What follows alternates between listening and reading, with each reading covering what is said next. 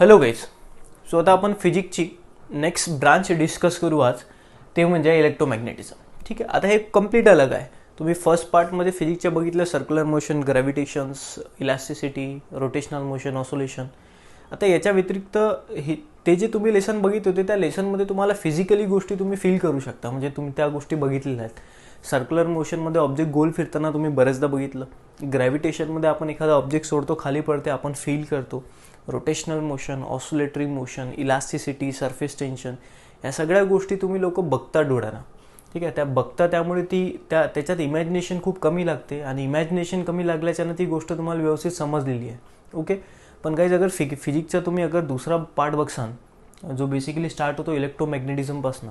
आता या इलेक्ट्रोमॅग्नेटिझममध्ये भरपूर सारे इमॅजिनेशन लागणार आहे. तर पहिले आपण बघू आता इलेक्ट्रोमॅग्नेटिझम आहे काय.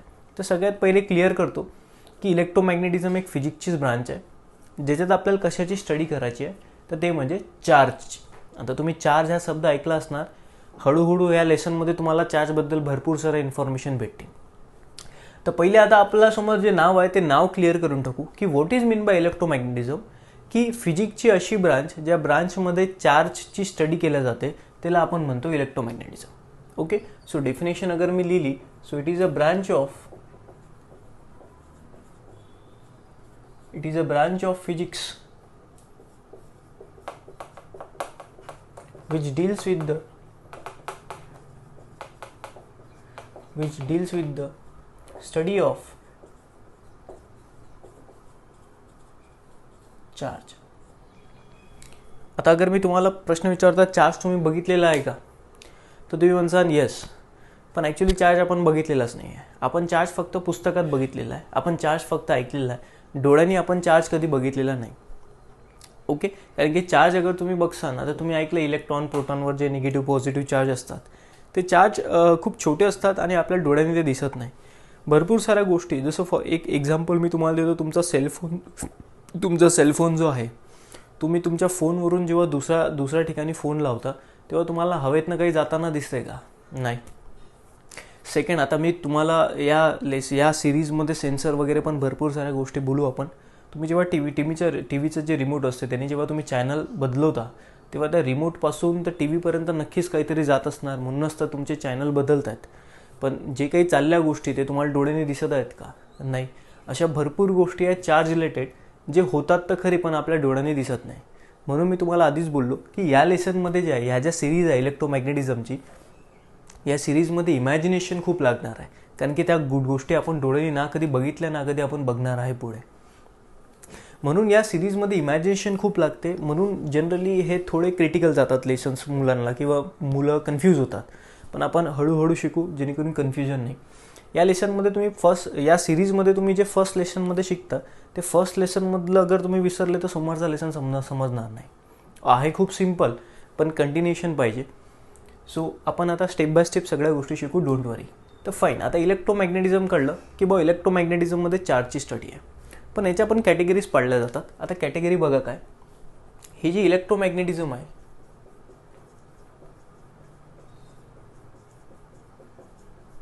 या इलेक्ट्रोमॅग्नेटिझमचे आपण जनरली दोन क्लासिफिकेशन पाडतो. दोन क्लासिफिकेशन म्हणजे बघा काय. आता तुमचा जो चार्ज आहे, तो चार्ज एक तर रेस्टमध्ये असू शकते, एक तर चार्ज मोशनमध्ये असू शकते. तर जेव्हा चार्ज रेस्टमध्ये असणार आहे तेव्हा आपण स्टडी करणार आहे. जेव्हा चार्ज मोशनमध्ये असणार आहे तेव्हा आपण एक स्टडी करणार आहे. ओके, पण जेव्हा चार्ज रेस्टमध्ये असतो त्याच्या स्टडीला आपण एक नाव देणार आहे, आणि ते नाव येतं आपल्यासमोर इलेक्ट्रोस्टॅटिक. हा आपला लेसन आहे 12वीचा. म्हणजे अगर तुम्हाला चार्जला रेस्टमध्ये स्टडी करायचं आहे तर आपण हे जे नाव आहे या नावाच्या खाली आपण स्टडी करतो. इलेक्ट्रोस्टॅटिकच्या अंडर आपण चार्जची स्टडी करणार आहे, जे असतात रेस्टमध्ये. पण नंतर पुढे आपल्याला मोशनची पण गरज असते. तर जेव्हा चार्ज मोशनमध्ये असते तेव्हा याच्याही दोन कॅटेगरी पडतात. चार्ज मोशनमध्ये तर आहे, पण याचे दोन प्रकार कसे पडतात बघा. चार्ज युनिफॉर्म मोशनमध्ये आहे किंवा चार्ज नॉन युनिफॉर्म मोशनमध्ये आहे. म्हणजे युनिफॉर्म मोशन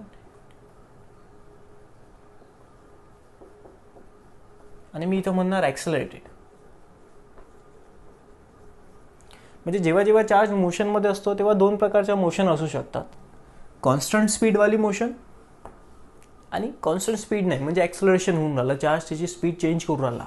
ओके, ते पॉसिबिलिटी आहे. तर जेव्हा चार्ज मोशनमध्ये असतो बाळांनो आणि अगर त्याची स्पीड अगर कॉन्स्टंट असली तेव्हा जो तो इफेक्ट प्रोड्यूस करते त्या इफेक्टला आपण मॅग्नेटिझम म्हणतो. हा पण आपल्याला एक चॅप्टर आहे मॅग्नेटिझम. मग मॅग्नेटिझममध्ये आपण स्टडी कशाची करणार की बहुत चार्ज मोशनमध्ये. त्याच्यानंतर चार्ज ॲक्सिलरेट पण होऊ शकतो. तर जेव्हा जेव्हा चार्ज ॲक्सिलरेटेड होतो तेव्हा तो एक इलेक्ट्रोमॅग्नेटिक वेव्ह जनरेट करते. मग आपल्याला ते पण शिकायचे आहे.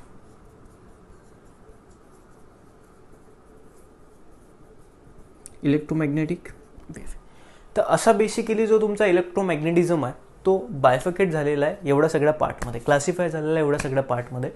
तर याच्यावर बेस आपले डिफरंट लेसन्स आहेत तुमचे. तर तुम्ही चार्जला जेव्हा रेस्टमध्ये स्टडी करता तेव्हा आता आपण इलेक्ट्रोस्टॅटिक म्हणणार आहे आणि आता तो आपण इलेक्ट्रोस्टॅटिक घेऊन पुढे चालू. आणि जेव्हा कंप्लीट इलेक्ट्रोस्टॅटिक संपणार तेव्हा आपलं चार्ज रेस्टवाली पूर्ण पोर्शन झालेला असणार. मग आपण मोशनकडे वळू. मग तिथं आपण मॅग्नेटिझम, इलेक्ट्रोमॅग्नेटिक इंडक्शन. मॅग्नेटिझममुळे तुम्ही बघता जेव्हा छोट्या मोटर तुम्ही ओपन करता तेव्हा मॅग्नेट असतात. मग मॅग्नेटचं आणि इलेक्ट्रिसिटीचं काय रिलेशन आहे, ह्या भरपूर साऱ्या गोष्टी. ओके, इन्व्हेन्शन कसे झाले नवीन मशीनचे ते आपण या पार्टमध्ये शिकणार आहे.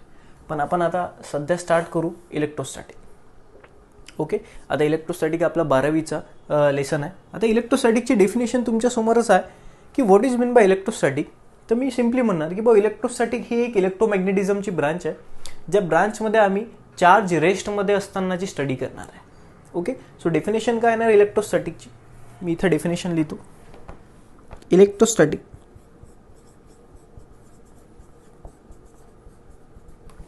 It is a branch of, तुम्ही फिजिक्स पण म्हणू शकता, तुम्ही इलेक्ट्रोमॅग्नेटिझम पण म्हणू शकता. It is a branch of electromagnetism which deals with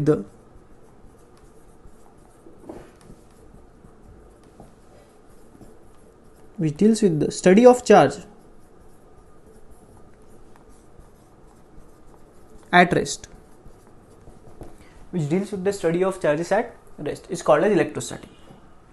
मग आता आपल्यासमोर हा जो शब्द आला चार्ज, या चार्जबद्दल आपल्याला आहे भरपूर साऱ्या माहिती आहेत, पण आणखी एक्स्ट्रा आपण माहिती ॲड करू जेणेकरून आपल्याला पुढे चॅप्टर शिकताना तो रेस्टमध्ये असो की मोशनमध्ये असो त्याच्या बेसिक प्रॉपर्टी अगर माहीत असल्या तर मग आणखी त्या गोष्टी इझी होऊन जाईल.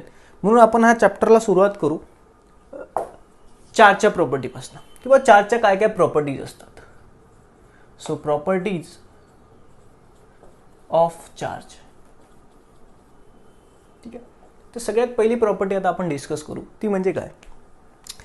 तर आता तुम्ही जे ऐकता चार्ज, एखाद्या बॉडीवर पॉझिटिव्ह चार्ज असतो, एखाद्या बॉडीवर निगेटिव्ह चार्ज असतो, हे तुम्ही फक्त ऐकता आणि तुम्ही डोळ्यांनी बघू शकत नाही. मी आधीच तुम्हाला बोललो हा इमॅजिनरी टॉपिक आहे. ओके, मग आता जो इमॅजिनरी टॉपिक असतो जो आपल्या डोळ्यांनी कधी आपण बघत नाही, तर इमॅजिनेशनमध्ये काय तुमचे हर एक गोष्टी पण क्लिअर पाहिजेत. कारण की अगर तुम्ही बेसिक जे टर्म्स, जसं इमॅजिनेशनमध्ये आपण पहिले काय एक थेरी बनवतो, त्या थेरीमध्ये एक जरी पॉईंट आपला चुकला तर आपलं इमॅजिनेशन चुकू शकते आणि त्या इमॅजिनेशनच्या बेसिसवर जो कन्सेप्ट असणार तो पण चुकू शकतो. म्हणून आपण एकदम बेसिकपासून जाऊ की चार्जबद्दल काय काय इन्फॉर्मेशन आहे. तर सगळ्यात पहिली जी इन्फॉर्मेशन आहे प्रॉपर्टी जी आहे चार्जची, की चार्ज जो आहे तो एक इंट्रेन्सिक प्रॉपर्टी आहे आपल्या युनिवर्सची. आता what do you mean by intrinsic property, तर एकदम बेसिक प्रॉपर्टी ज्याच्यानंतर काहीच नाही आहे. जसं तुम्ही एक्झाम्पल अगर द्यायचं झालं तर मास आपण म्हणतो इंट्रेन्सिक प्रॉपर्टी आहे, मासच्या नंतर काहीच नाही, एकदम बेसिक प्रॉपर्टी आहे मास. कुठल्याही ऑब्जेक्टला मास असते, मग कुठल्याही ऑब्जेक्टला अगर मास असते, मासच्या आत तर काहीच नाही आहे ना, बस मासच आहे. तर मासच्या नंतर मासच्या आधी काही नाही आहे, तर मास झाली बेसिक प्रॉपर्टी. तसंच आपल्या युनिवर्सची जी चार्ज आहे ही एक इंट्रेन्सिक प्रॉपर्टी आहे. ओके, त्याच्यानंतर काहीच नाही आहे. तर बेसिक प्रॉपर्टी म्हणजे चार्ज जो आहे तो एक बेसिक प्रॉपर्टी आहे. म्हणजे मी म्हणू शकतो it is charge is a intrinsic property. Charge is अन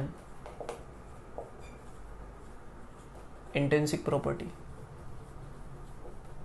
ठीक आहे, आता इंट्रेन्सिक प्रॉपर्टीचं झाली. त्यानंतर काहीच आपण सेकंड प्रॉपर्टी जे बघतो जे सगळ्यांना माहिती आहे की चार्जचे दोनच टाईप पडतात, एक पॉझिटिव्ह चार्ज असतो आणि एक निगेटिव्ह चार्ज असतो.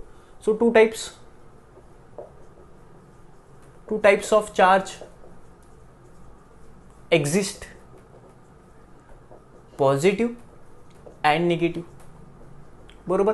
सेकंड गाईज, आता बघा आपण इलेक्ट्रोस्टॅटिकमध्ये चार्जची स्टडी करू राहिलो. आता तो रेस्टमध्ये असो की मोशनमध्ये असो, आपल्याला बेसिक प्रॉपर्टी माहीत पडल्या दोन, की बा चार्ज ही एक इंट्रिन्सिक प्रॉपर्टी आहे. त्याच्यानंतर जो चार्ज असतो त्याच्या दोन टाईप पडतात, एक पॉझिटिव्ह आणि एक निगेटिव्ह.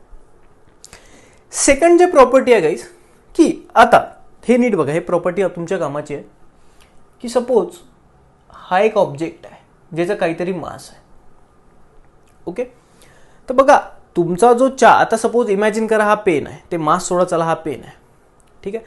आता सपोज या पेनवर कुठला तरी चार्ज आहे. ओके. पेनवर कुठला तरी चार्ज आहे, लेट्स से पॉझिटिव्ह व निगेटिव्ह. तर तुमचा जो चार्ज आहे तो चार्ज निदान कोणावर ना कोणावर तर असणार, असं तर नाही हवेत चार्ज आहे. जो चार्ज असणार तो चार्ज कुठल्या तरी ऑब्जेक्टवर असणार ना, कुठल्या तरी बॉडीवर असणार, कुठल्या तरी पार्टिकलवर असणार. असं तर नाही की बहुत चार्ज आहे आणि बाकी कोणीच नाही, पार्टिकल पण नाही, ऑब्जेक्ट पण नाही. नाही, चार्ज कोणा ना कोणावर तर असेल ना. तर तुमचा जो चार्ज आहे त्या चार्जला हमेशा काही ना काही मास असते. चार्ज आहे तर हमेशा त्याचा काही ना काही मास असते. म्हणजे मी एक प्रॉपर्टी बनवणार की चार्ज इज ऑलवेज, ऑलवेज शब्द इम्पॉर्टंट आहे, charge is always associated with the mass. पण त्याचं उलटं पॉसिबल नाही, ऑलवेज पॉसिबल नाही. सपोज एखादा ऑब्जेक्ट आहे, आता जरूर याला मास तर आहे पण जरूर नाही याला चार्ज असलाच पाहिजे. पण अगर एखाद्या ऑब्जेक्टवर चार्ज आहे तर त्याला मास नक्कीच असणार. म्हणजे charge is always associated with mass, but mass can not be always associated with charge. Are you getting? म्हणजे एखादा ऑब्जेक्ट आहे त्याला मास आहे तर त्याला चार्ज असणारच याची गॅरंटी नाही. असू पण शकते नसू पण शकते, पण अगर चार्ज आहे एका बॉडीवर तर त्या चार्जला मास नक्कीच असणार काही ना काही. ओके. तो सेकंड प्रॉपर्टी आहे मासच्या रिलेटेड, ते म्हणजे काय, charge is always associated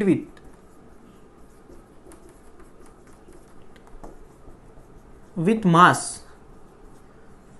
but mass is not always associated with charge. कळली तुम्हाला प्रॉपर्टी? ओके. न फोर्थ प्रॉपर्टी आहे बाळांनो, ते म्हणजे चार्ज हा बेसिकली जो कुठला तरी चार्ज असतो त्या चार्जचं युनिट पण असते. ओके. त्याचे दोन नाही भरपूर सारे युनिट आहेत. आपण फक्त सध्या दोन डिस्कस करू, त्याचे कन्व्हर्जन पण आपण नंतर डिस्कस करू. डोंट वरी. आपण सध्या फक्त प्रॉपर्टी शिकतोय. कॅल्क्युलेशनमध्ये जेव्हा येऊ तेव्हा आपण त्याचं कन्व्हर्जन पण शिकू. तर चार्जचं जे एसआय युनिट असते बाळांनो ते असते कुलम. कुलममध्ये आपण मोजतो. आणि अगर सीजीएस युनिट तुम्ही असाल तर ते असते फ्रँकलिन. ओके. अगर एखाद्या बॉडीवर चार्ज आहे पण तो किती चार्ज आहे, सपोज 2, 3, मग आता 2 न्यूटन की 2 kg की 2 मीटर, तर आपण त्यासाठी युनिट डिसाईड करतो, ते म्हणजे कुलम. म्हणजे 2 कुलम, 4 कुलम, 5 कुलम, हे चार्जचं झालं युनिट. मग एखाद्या बॉडीवर किती चार्ज आहे हे मोजण्यासाठी आपल्याला जे युनिट लागते ते हे दोन आहेत, एस आणि सीजीएस. ठीक आहे गाईज. नेक्स्ट प्रॉपर्टी बघा काय. नेक्स्ट प्रॉपर्टी अशी आहे की तुमचा चार्ज जेव्हा रेस्टमध्ये असतो तेव्हा तो एक पर्टिक्युलर इफेक्ट प्रोड्यूस करते गाईज. आता इमॅजिन करा हा आपल्याकडे एक हा एक चार्ज आहे. तो चार्ज पॉझिटिव्ह असो की निगेटिव्ह असो, आपण पॉझिटिव्ह निगेटिव्हचं कन्फ्युजन इथं टाकू नये, ते आपण नंतर डिस्कस करू. आता एक या बॉडीवर एक चार्ज आहे. इमॅजिन करा ही बॉडी आहे आणि त्या बॉडीवर कुठला तरी चार्ज आहे. ठीक आहे. आता अगर बॉडी रेस्टमध्ये आहे तर ऑफकोर्स चार्ज पण रेस्टमध्ये आहे. ठीक आहे. आता मी बॉडी शब्द काढतो, फक्त चार्ज म्हणणार. चला हा चार्ज रेस्टमध्ये आहे, हे एक सिच्युएशन. आणि दुसरी सिच्युएशन चार्ज मोशनमध्ये आहे. आता दोन आपण इथे डिस्कस केला, रेस्ट आणि मोशन. ओके. तर काही जेव्हा चार्ज रेस्टमध्ये असते ना तेव्हा एक तो पर्टिक्युलर इफेक्ट तयार करते. त्या इफेक्टला आपण म्हणतो इलेक्ट्रिक इफेक्ट. डिटेलमध्ये आपण नंतर डिस्कस करू, डोंट वरी. पण प्रॉपर्टी अशी आहे, इलेक्ट्रिसिटी सगळ्यांना ऐकलेली आहे. ओके. इलेक्ट्रिसिटी काय असते काही नाही हे जरी माहीत नसणार पण इलेक्ट्रिसिटी तर ऐकलेली आहे. ओके. तर जेव्हा चार्ज रेस्टमध्ये असतो गाईज तर तेव्हा त्याच्या आजूबाजूला जे इफेक्ट असतात ते असतात इलेक्ट्रिक इफेक्ट. प्रश्न इलेक्ट्रिक इफेक्ट काय आहे हा नाही आहे. इलेक्ट्रिक इफेक्ट प्रोड्यूस करते, इलेक्ट्रिक इफेक्ट काय असते ते नंतर बघू. ओके. तर बघा एक प्रॉपर्टी आहे की Wien charge is at rest it produces electric effect. ठीक आहे, हे लक्षात ठेवायचं. पण काही जेव्हा चार्ज मोशनमध्ये असतो ना, म्हणजे चालता फिरता चार्ज, तेव्हा तो इलेक्ट्रिक इफेक्ट पण प्रोड्यूस करते as well as magnetic effect पण प्रोड्यूस करते. आता इलेक्ट्रिक इफेक्ट म्हणजे इलेक्ट्रिसिटी, मॅग्नेटिक इफेक्ट म्हणजे मॅग्नेटिझम. मॅग्नेटिझमबद्दलही आपल्याला जास्त डिटेल माहीत नाही, फक्त असं माहिती आहे की बाबा 2 मॅग्नेट आले तर ते चिपकतात किंवा दूर जातात, हे माहीत आहे, तेवढंच सफिशियंट आहे. फक्त लक्षात ठेवा, जेव्हा चार्ज रेस्टमध्ये आहे तेव्हा तो इलेक्ट्रिक इफेक्ट प्रोड्यूस करतो, while when it is in motion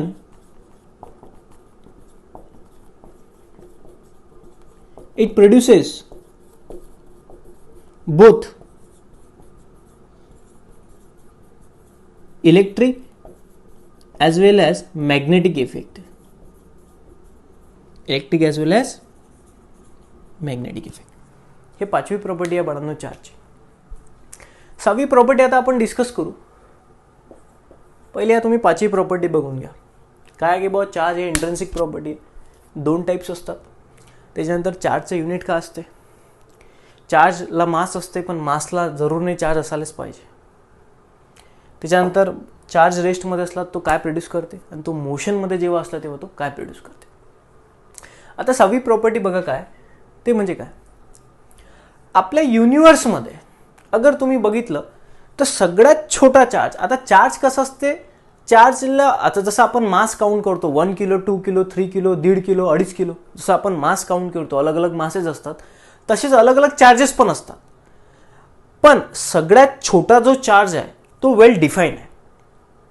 अगर मी म्हटलं सगळ्यात कमी मास कोणा, सगळ्यात कमी मास सांगा किती आहे, तर तुम्ही म्हणसान सर सपोज 1 किलो, पण मी म्हणसान काहून अर्धा किलो पण आहे, 10 ग्राम तर आहे, 0.010 ग्राम तर आहे, 0.0010 ग्राम पण पॉसिबल आहे. असे खूप सारे छोटे मास असू शकतात ना.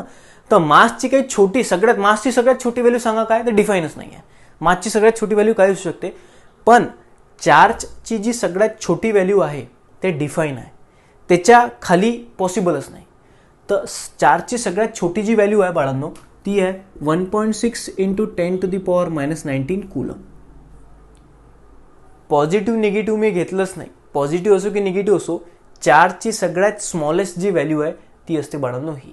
आणि आपल्याला माहित आहे सर हा तर इलेक्ट्रॉनवरचा चार्ज आहे, म्हणून the smallest value of charge is 1.6 × 10⁻⁹ coulomb which is the charge on electron.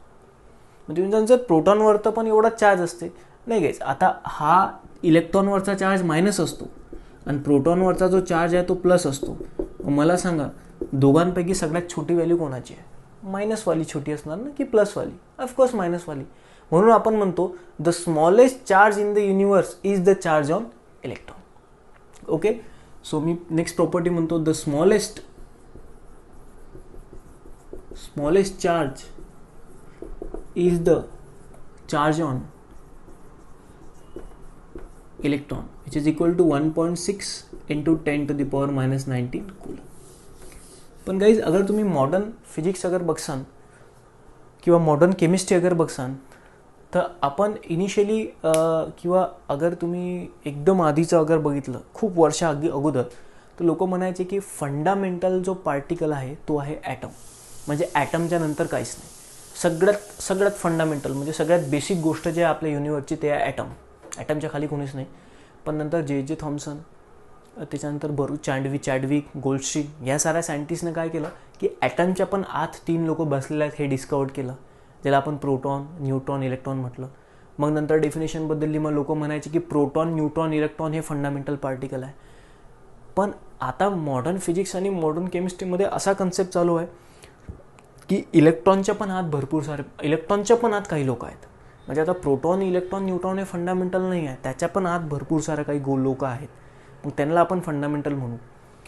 मग प्रोटॉन, इलेक्ट्रॉन, न्यूट्रॉनच्या आत पण काही अगर लोक असतील तर मग ते झाले फंडामेंटल. तर त्यांच्यावरचे जे चार्ज असतील ते झाले सगळ्यात स्मॉलेस्ट चार्ज, बरोबर ना. पण कंडिशन अशी आहे की मी याला स्मॉलेस्ट चार्ज याच्यासाठी म्हटलं की हा जो चार्ज आहे हा इंडिपेंडंट आहे, कोणावर डिपेंड नाही आहे. पण अगर तुम्ही इलेक्ट्रॉनच्या पण आत अगर एखादा पार्टिकल शोधसान छोटा, त्याच्यावर पण काही ना काही चार्ज असणार, तर तो जो चार्ज असणार तो डिपेंड असणार इलेक्ट्रॉनवर. म्हणून याच्यापेक्षा पण स्मॉलेस्ट चार्ज आहेत, मॉडर्न फिजिक्स आणि केमिस्ट्रीनुसार आहेत, याच्यापेक्षाही स्मॉलेस्ट चार्ज आहेत. पण ते जे स्मॉलेस्ट चार्ज आहेत ते डिपेंडंट आहेत, व्हाईल हा जो चार्ज आहे, charge on electron, it is independent, कोणावर बिलकुलच तो डिपेंड नाही आहे. Understood guys. तर हे प्रॉपर्टी खूप कामाची आहे. तुम्ही वाटलंच तर ते नोट्स बनवून लिहू शकता की हा इंडिपेंडंट चार्ज आहे. स्मॉलेस्ट इंडिपेंडंट चार्ज जर अगर कोणी विचारलं तो तो आहे -1.6 into 10⁻⁻19 coulomb which is the charge on electron. Okay guys, so झाला, हे झाली आपली एक 6वी प्रॉपर्टी. 7वी प्रॉपर्टी आता आपण डिस्कस करू, ते म्हणजे बघा कोणची, की सपोज आता चार्ज हे एक प्रॉपर्टी म्हटलं, तसंच मास पण एक प्रॉपर्टी आहे. ओके, पण आता सपोज मी तुम्हाला म्हणतो की एखाद्या ऑब्जेक्ट सपोज मला बाजारातून घ्यायचा आहे. सपोज बाजारात तुम्ही काही भाजीपाला घ्यायला चालले, तर तुम्ही 1 किलो भाजी घेऊ शकता, 2 किलो घेऊ शकता, 3 किलो घेऊ शकता, तुम्ही 1.5 किलो पण तर घेऊ शकता ना. तुम्ही अर्धा किलो पण घेऊ शकता, तुम्ही पाऊण किलो पण घेऊ शकता, तुम्ही 1.25 किलो पण घेऊ शकता. पण चार्जचं तसं नाही आहे. चार्ज एखाद्या बॉडी वगैरे अगर असला तर सगळ्यात कमी चार्ज किती आहे? इलेक्ट्रॉन. तर चार्ज जे आहे ते 1 इलेक्ट्रॉन असू शकतात, 2 इलेक्ट्रॉन असू शकतात, 3 इलेक्ट्रॉन असू शकतात, 4 इलेक्ट्रॉन असू शकतात. चार्ज ऑन बॉडी कधीच 1.5 नसू शकतात, 2.5 नसू शकतात, 2.25 नसू शकतात. जसं फॉर एक्झाम्पल मी तुम्हाला म्हटलं क्लासमध्ये किती स्टुडंट आहेत भाऊ आपल्या, तर तुम्ही आन्सर कसं देसान? Integral multiple. 1, 2, 3 student, 4 student, integral multiple तुम्ही आन्सर देऊन आले. तुम्ही असं कधी आन्सर देसान का 1.5 स्टुडंट आहेत क्लासमध्ये, 4.5 स्टुडंट आहेत क्लासमध्ये, 2.25 स्टुडंट आहेत क्लासमध्ये? नाही. तर तुम्ही आन्सर कसं देऊन राहिले? Integral multiple. तसंच एखाद्या बॉडीवर जो चार्ज असतो तो इंटिग्रल मल्टिपल असतो. इंटिग्रल मल्टिपल कोणाच्या? याच्या. म्हणून या प्रॉपर्टीलाच आपण म्हणत असतो की बुवा जे चार्ज आहेत ते इंटिग्रल मल्टिपल आहेत, म्हणून चार्ज इज अ क्वांटाईज. या प्रॉपर्टीला आपण म्हणत असतो क्वांटाईज. आपल्या लाईफमध्ये जे ज्या गोष्टी इंटिग्रल मल्टिपलनं पॉसिबल आहेत त्या सगळ्या गोष्टींना आपण म्हणत असतो क्वांटाईज आहेत ते.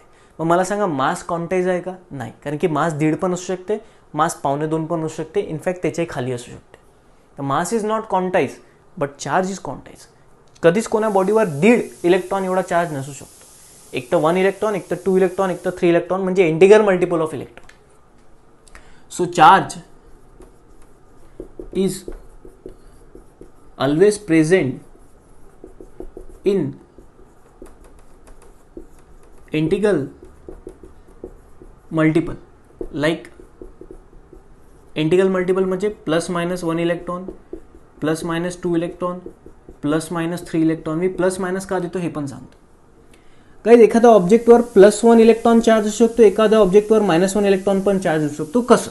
आता इमॅजिन करा, हा एक ऑब्जेक्ट आहे जो सध्या न्यूट्रल आहे, त्याच्यावर कुठलाच चार्ज नाही, जेवढे प्रोटॉन तेवढे इलेक्ट्रॉन. तुम्हाला माहिती आहे ते न्यूट्रलचा कन्सेप्ट.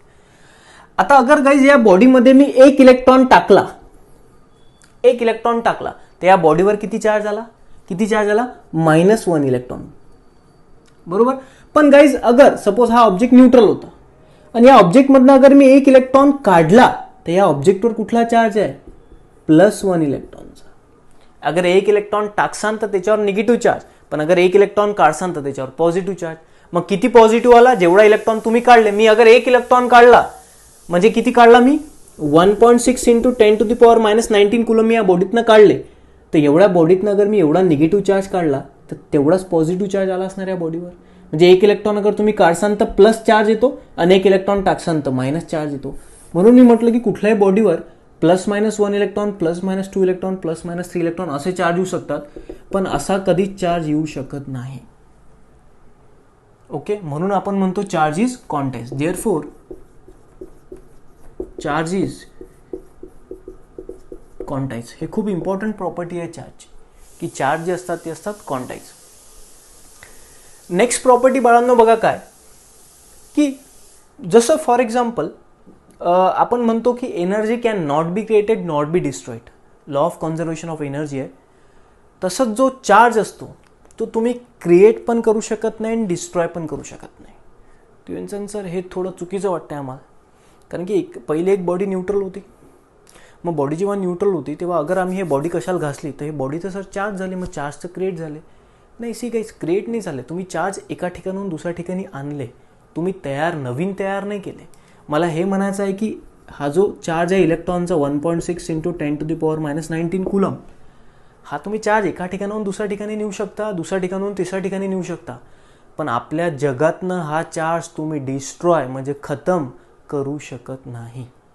ना तुम्ही चार्ज नवीन तयार करू शकता. So charge can not be created nor be destroyed. हे तुम्ही लक्षात ठेवायचं. So charge can not be created nor be destroyed. एक तुमची नवी प्रॉपर्टी झाली. तर गाईज आता नीट बघा, आपण जे स्टार्ट केलं होतं त्याच्यापासून आपण व्यवस्थितरित्या पूर्ण कन्सेप्ट आणला इकडे. म्हणजे आपण इलेक्ट्रोस्टॅटिकपासून स्टार्ट केलं, चार्जची स्टडी आहे, आणि आता पूर्ण हे जे चार्ज आहेत ते पूर्ण चार्जची प्रॉपर्टी आपण आता उतरवल्या. तेवढ्या सगळ्या चार्जच्या प्रॉपर्टीज आहेत. आणखी पण चार्जच्या प्रॉपर्टीज आहेत, अजून आपण डिस्कस करू. मी परत येतो की इंट्रिन्सिक प्रॉपर्टी कळली, बेसिक प्रॉपर्टी आहे. 2 टाईप्स आहेत चार्जच्या. आता हे पार्ट बिलकुलच करायचं नाही, ऑटोमॅटिकली लक्षात राहते. 2 टाईप्स आहेत चार्जच्या. नंतर आपण म्हटलं की चार्जला मास असते हमेशा, पण मासला चार्ज असणारच याची गॅरंटी नाही. युनिट बघितले, चार्ज रेस्टमध्ये असला तर तो काय करतो, मोशनमध्ये असला तर काय करते, हे फिट होऊन जाते डोक्यात आपल्या. त्याच्यानंतर जो स्मॉलेस्ट चार्ज आहे आपल्या युनिवर्सचा, जो की इंडिपेंडंट आहे, तो आहे चार्ज ऑन इलेक्ट्रॉन. प्लस का नाही घेतला, मायनसच का घेतला, बिकॉज प्लस अँड मायनसचा फरक तुम्हाला माहिती आहे. मी स्मॉलेस्ट शब्द टाकला, तर स्मॉलेस्ट म्हणजे negative. Charge is always present in integral multiple म्हटलं मी. 1 इलेक्ट्रॉन, 2 इलेक्ट्रॉन, 3 इलेक्ट्रॉन असे चार्ज असू शकतात.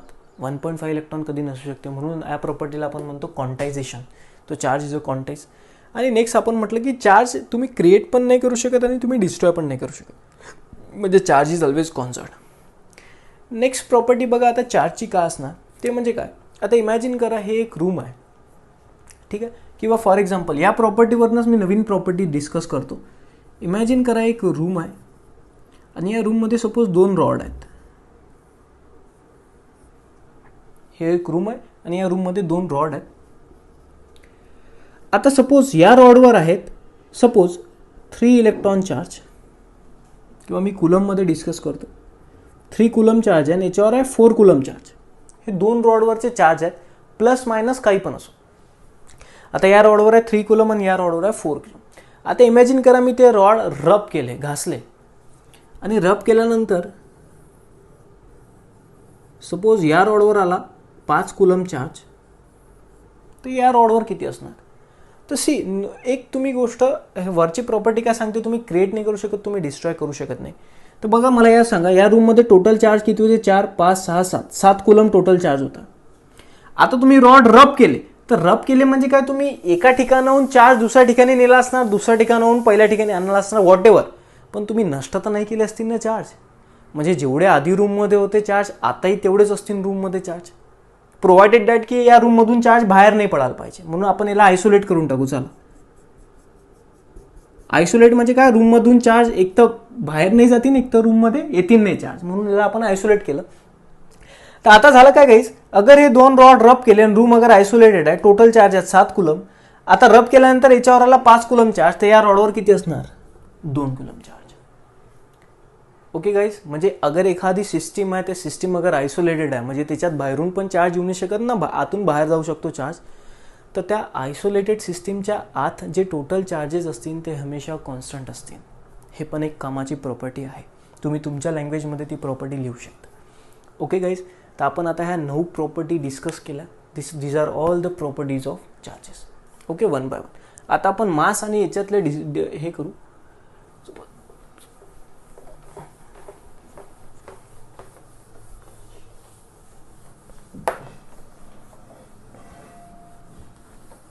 आता नीट लक्ष द्या, हे झाल्या प्रॉपर्टी. आता मास पण एक इंट्रिन्सिक प्रॉपर्टी आहे, बरोबर, आणि चार्ज पण काय एक इंट्रिन्सिक प्रॉपर्टी. हे आता आपल्याला कळलं. तर आता आपण या चॅप्टरची स्टडी कशी करणार आहे माहिती आहे का, आपण ग्रॅव्हिटेशनला पकडून या चॅप्टरची स्टडी करणार आहे. खूप सोपं पडतं ते अगर तसं केलं तर. म्हणजे तुम्हाला दोघंही चॅप्टर अगर मी सोबत शिकवले तर ते मजाच अलग आहे. ओके, आता बघा मला म्हणायचं काय, तुम्ही ग्रॅव्हिटेशनमध्ये काय शिकले, न्यूटननं सांगितलं होतं की 2 ऑब्जेक्टमध्ये एक फोर्स ऑफ अट्रॅक्शन असते मासमध्ये. इथं आपण चार्ज शिकणार आहे. इकडे होता न्यूटन्स लॉ, इकडे कुलम्स लॉ येणार, ते आपण पुढे डिस्कस करू, डोंट वरी. तर आपण काय करू, ग्रॅव्हिटेशनमध्ये मास शिकलो आणि आता इलेक्ट्रोस्टॅटिकमध्ये चार्ज शिकणार आहे. ओके, ग्रॅव्हिटेशनमध्ये दोन्ही मास रेस्टमध्ये होते आणि त्यांच्यामधला फोर्स आपण स्टडी केला, ज्याला आपण म्हटलं ग्रॅव्हिटेशनल फोर्स ऑफ अट्रॅक्शन. इथं 2 चार्जमध्ये काही ना काही इंटरॅक्शन असणार, ज्याला आपण म्हणणार इलेक्ट्रोस्टॅटिक इंटरॅक्शन. ओके, तर सगळ्यात पहिले मी मास आणि चार्ज या दोघांमध्ये काय फरक आहे ते पहिले डिस्कस करून टाकतो, कामाचा डिफरन्स. सो चार्ज आणि मास,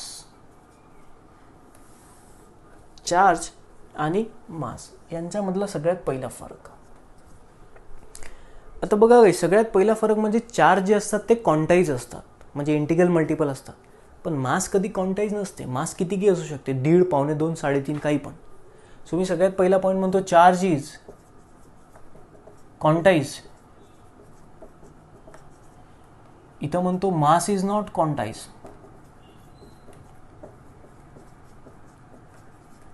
सेकंड पॉईंट, फरक कळला, डिफरन्स बघून राहिलो. Second point, charge can be positive, can be negative. पण मास हे हमेशा पॉझिटिव्ह असते, निगेटिव्ह कधी नसते. तुम्ही कधी पाहिलं का -3 किलो वजन? नाही, 3 किलो, 4 किलो, 5 किलो, 3, 4, 5 हे काय पॉझिटिव्ह आकडे आहेत. So mass is always positive, but charge can be positive, can be negative. So charge can be positive and negative और निगेटिव्ह म्हणतो. बट गाईज, अगर इथं आपण म्हटलं की मास इज ऑलवेज पॉझिटिव्ह, तर काही गलत नाही. मास इज ऑलवेज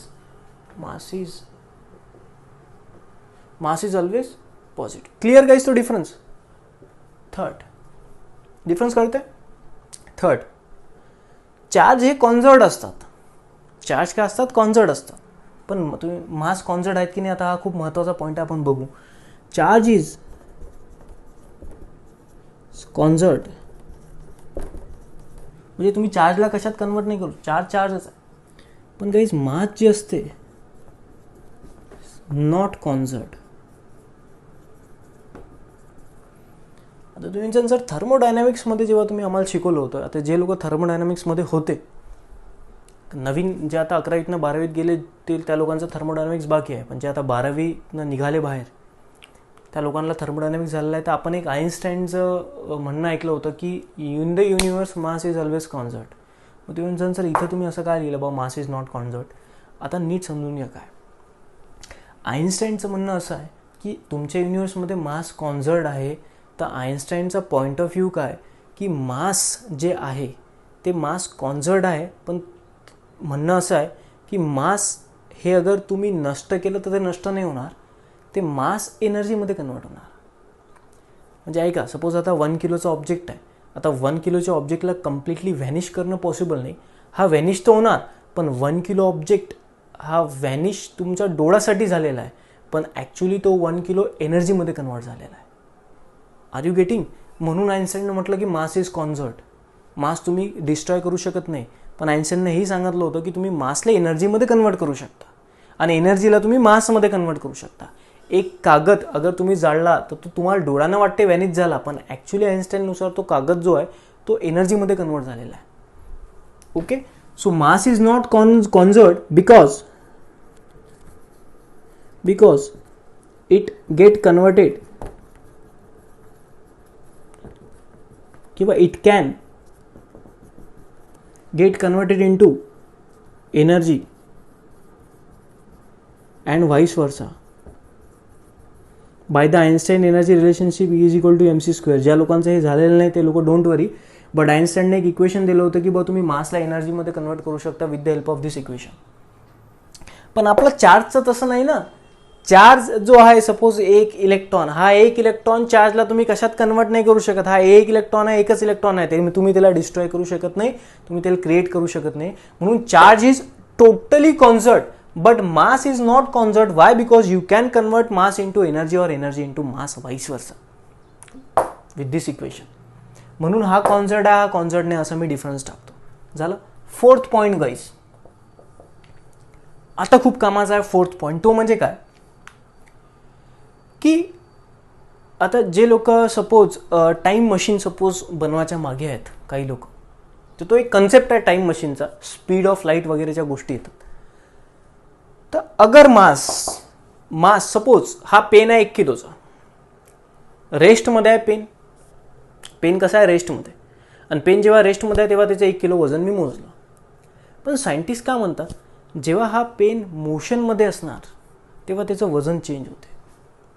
हे काही समजलं नाही. आता नीट लक्षात द्या, एक इक्वेशन दिलं, ते इक्वेशन बघा काय.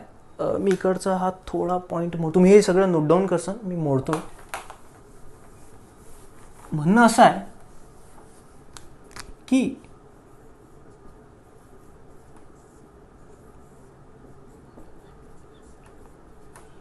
आता एक इक्वेशन दिलेलं आहे सायंटिस्टनं, ते इक्वेशन काय सांगते, हा जो MO आहे this is the rest mass, V is the velocity of mass and C is the velocity of light. आता नीट लक्ष द्या, सायंटिस्टचं म्हणणं आहे की अगर एखादा ऑब्जेक्ट रेस्टमध्ये एखादा ऑब्जेक्ट अगर रेस्टमध्ये आहे तर त्याचं वजन अगर 1 किलो असलं, पण अगर तो ऑब्जेक्ट जेव्हा मोशनमध्ये असणार तेव्हा मोशनमध्ये असताना त्याचं जे मास आहे ते या फॉर्म्युलानुसार काढतात. रेस्ट मास घ्या डिवायडेड बाय √1 मायनस त्याची जी स्पीड आहे ते स्पीडचा स्क्वेअर घ्या आणि त्याला डिवाइड करा लाईटच्या वेलोसिटीनं, तुम्हाला भेटणार mass of object when it is in motion. म्हणजे अल्टिमेटली मला म्हणायचं असं आहे की जेव्हा ऑब्जेक्ट मोशनमध्ये असते तेव्हा त्याचं मास बदलते, इनफॅक्ट वाढते. ओके, तुम्ही जर सर असं आम्ही रिअल लाईफमध्ये तर नोटीस नाही केलं, मी त्याच्यावर येतो, डोंट वरी. आता मी एक एक्झाम्पल घेतो. सपोज तुमचं वजन आहे 1 किलो किंवा 50 किलो, जे काय तुमचं वजन घ्या, ठीक आहे, तुम्ही मेजर केलं रेस्टमध्ये. आता जेव्हा तुम्ही मोशनमध्ये आहे तुमची स्पीड किती असणार जास्तीत जास्त, चला आपण कन्सिडर करू 50 kilometre per hour, 60 kilometre per hour, 100 kilometre per hour, 200 kilometre per hour. Okay, अगर तुम्ही याला मीटरमध्ये काउंट अगर केलं तर किती येते माहिती आहे का, 5 मीटर पर सेकंड, 10 मीटर पर सेकंड, 20 मीटर पर सेकंड. ओके, हे मीटर पर सेकंडमध्ये आहे. तर गाईज तुम्ही जास्तीत जास्त काय 20, 30, 40, 50, 100 मीटर पर सेकंडपर्यंत जाऊ शकता. ओके, तरी तुम्हाला फील वाटते की सर आम्ही 100च्या स्पीडनं गेलो तरी आमचं मास तर आम्हाला तेवढंच वाटून राहिलं, काय नाही वाढलेलं वाटून राहिलं ना कमी. बघा होते काय, तुमचं रेस्ट मास जे आहे ते सपोज आहे 50. ओके, आता जेव्हा तुम्ही मोशनमध्ये आहात तेव्हा तुम्हाला अगर मास कळायचा तर हा फॉर्म्युला आहे. आता फॉर्म्युलामध्ये मी घेतो, आता तुमची स्पीड किती आहे, चला आपण समजू 100. 100चा स्क्वेअर किती होऊन जाणार, 1000.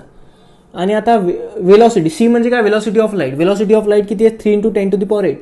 आता 3 × 10⁸ अगर तुम्ही स्क्वेअर केला तर काय येणार, 9 × 10⁻16. आता मला सांगा बाळांनो, 1000ला अगर तुम्ही एवढ्या मोठ्या नंबरने डिवाइड करसान, 1000ला अगर एवढ्या मोठ्या नंबरने तुम्ही डिवाइड करसान तर अल्टिमेटली तुमची जी व्हॅल्यू आहे ते 0च्या करीब येणार. 1 - 0 1 आणि 1चा रूट काय 1, 50/1 काय 15. म्हणून तुम्हाला फील काय आहे, तुम्ही मोशनमध्ये जरी असले तरी तुमचं मास तेवढंच येतं जेवढं तुमचं रेस्टमध्ये होतं. पण गाईज अगर तुम्ही खूप जास्त स्पीडनं फिरले तर हा जो रेशो आहे हा आता याची व्हॅल्यू अगर खूप जास्त वाढली तर हा जो रेशो आहे तो 0 नसणार, समथिंग असणार काहीतरी. किंवा इमॅजिन करा तुम्ही वेलॉसिटी ऑफ लाईटच्या करीब फिरून राहिले तर हा जो रेशो आहे तो 1च्या करीब येणार. आता 1 - 0.5 समथिंग 0.5 बरोबर. आता सांगा स्क्वेअर रूट ऑफ 0.5 सपोज काय तुम्ही 0.05 समजा सपोज. आता मला सांगा 50ला अगर तुम्ही 0.05ने डिवाइड करू राहिले तर हा आकडा थोडा मोठा येणार, सपोज 1000च्या जवळ सपोज. तर बघा रेस्ट मास होतं 50 आणि आता मोशनमध्ये मास किती होऊन राहिलं तुमचं 1000, म्हणजे वाढते. एक अगर तुम्ही कॅल्क्युलेशन प्रॉपर केले तर समजून राहिलं. म्हणून आपण अगर जेव्हा वेलॉसिटी ऑफ लाईटनं अगर जे लाईटची वेलॉसिटी आहे त्या वेलॉसिटीनं अगर आपण मूव्ह झालो ना तर आपलं मास खूप जास्त वाढून जाईल. ओके, तर इमॅजिनरी कन्सेप्ट आहे पण तो आहे. तर मी इथं म्हणतो mass is variable with speed. तो सेकंड पॉईंट काय, mass is variable with speed. मी त्याला फॉर्म्युला लिहून टाकतो, m0/√1 - v²/c². आता m0, v आणि c काय मी इथं लिहून दिलेलं आहे, तुम्ही ते लिहिसान. पण गाईज अगर चार्जचं अगर आपण बघितलं तर चार्ज रेस्टमध्ये असो की चार्ज मोशनमध्ये असो की कितीही जोरात चार्ज मूव्ह केला तर चार्ज जेवढा आहे तेवढाच राहते. म्हणजे प्रॉपर्टी अशी आहे किंवा डिफरन्स असं आहे की हा स्पीडसोबत व्हॅरी होऊ शकतो, पण हा जो आहे हा इनव्हेरिएबल आहे, विथ स्पीड और without speed. So charge is invariable with speed. So charge is invariable with speed. Charge is invariable with speed. Fifth point सांगतो की जे चार्जेस असतात ते चार्जेसमध्ये attractive as well as repulsive force असू शकतो, पण मासमध्ये जो असतो हा हमेशा अट्रॅक्टिव्ह फोर्स असतो, कधी रिपल्सिव्ह फोर्स नसतो. तुम्ही ग्रॅव्हिटेशनमध्ये बघितलं, gravitational force is always attractive force, not a repulsive force. But दोन चार्जेसमध्ये हा अट्रॅक्टिव्ह फोर्स पण असू शकतो आणि रिपल्सिव्ह फोर्स पण असू शकतो. We know like repel, unlike attract, but mass is always attract gravitational. Okay. So मी प्रॉपर्टी लिहितो की चार्जेस की in charges there is attractive as well as repulsive force possible, but याच्यात अगर तुम्ही बघितलं तर ओनली अट्रॅक्टिव्ह फोर्स. तुम्ही व्यवस्थित लिही सांगते. मासमध्ये फक्त अट्रॅक्टिव्ह फोर्स पॉसिबल आहे, पण चार्जमध्ये अट्रॅक्टिव्ह ॲज वेल एज रिपल्सिव्ह. तर गाईज हे आपलं फर्स्ट लेक्चर झालं. इलेक्ट्रोमॅग्नेटिझम आपण स्टार्ट केला आहे. इलेक्ट्रोमॅग्नेटिझमचे आपण 2 पार्ट पाहिले. इलेक्ट्रोमॅग्नेटिझम म्हणजे आहे काय, चार्जची स्टडी आहे. चार्ज रेस्टमध्ये अगर असला तर आपण त्याला इलेक्ट्रोस्टॅटिक म्हणू. चार्ज अगर मोशनमध्ये असला तर त्याचे पण आपण 2 पार्ट पाहिले, इलेक्ट्रोमॅग्नेटिझम आणि इलेक्ट्रोमॅग्नेटिक वेव्ह. आपण सगळ्यात पहिले स्टार्ट केला इलेक्ट्रोस्टॅटिक. इलेक्ट्रोस्टॅटिकमध्ये चार्ज ॲट रेस्टची स्टडी आहे. आपण सगळ्यात पहिले चार्जचे काही गुणधर्म स्टडी केले, प्रॉपर्टीज स्टडी केल्या, त्या ह्या प्रॉपर्टीज होत्या. त्याच्यानंतर आपण चार्ज आणि मासमध्ये काय काय फरक आहे तो आपण लिस्ट डाऊन केला. का, कारण की हा चॅप्टर आपल्याला शिकताना आपण हा चार्जची तर स्टडी करू by comparing it with mass. खूप सोपी जाते स्टडी, ट्रस्ट मी. ओके. तर खूपच इंटरेस्टिंग आहे. फक्त तुम्हाला फर्स्ट लेक्चर, त्याच्यानंतर सेकंड, त्याच्यानंतर थर्ड असे लेक्चर जेव्हा होतील तेव्हा प्रत्येक लेक्चर तुम्ही विसरले पाहिजे नाही.